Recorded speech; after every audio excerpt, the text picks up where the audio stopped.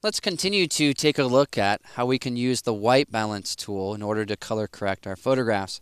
In certain situations, we won't have the luxury of being able to include a color checker chart in our photographs. In those situations, what do? Like with this particular portrait of my good friends Travis and Holly.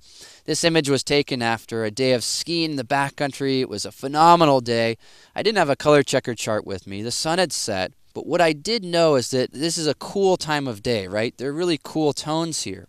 And while the image looks warm and inviting, I have to begin to think and notice color temperature in more distinct ways. And because of that, I know that this image needs to be color correct. And so what I'm going to do is press the W key to select the white balance tool. Now typically when you're using this, I choose auto dismiss because I'm pretty confident about how this tool will work.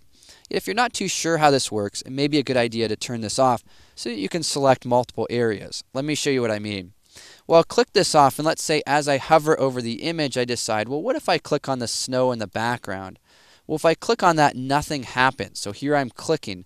There's not enough information here in the snow for me to color correct the image. It's too white, and you can see that in my RGB values. So in this case, had I turned on auto dismiss and clicked on the snow, what would then deactivate the tool, and I would be out of luck. So let's go ahead and reselect the tool and now turn auto dismiss off and then hover over the image. One of the things that I do know is that this jacket was black, and so I'm going to click on that as a nice sample area. Alright, now that's a beautiful, warm, inviting image. Let's take a look at the before and after. Here is our before, what we thought was kind of warm. Then here's the after, the color correct photograph.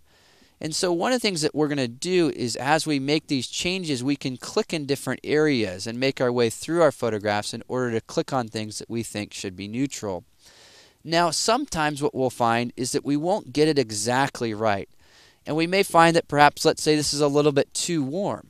Well, in those situations, no big deal. All we're going to do is modify our slider so we have this nice kind of warm and cool tone together. So as you begin to work with this white balance tool, keep in mind that sometimes you're going to nail it. You're going to get it right from the get-go. Other times you may need to go in and make some subjective edits in order to further enhance the overall color temperature.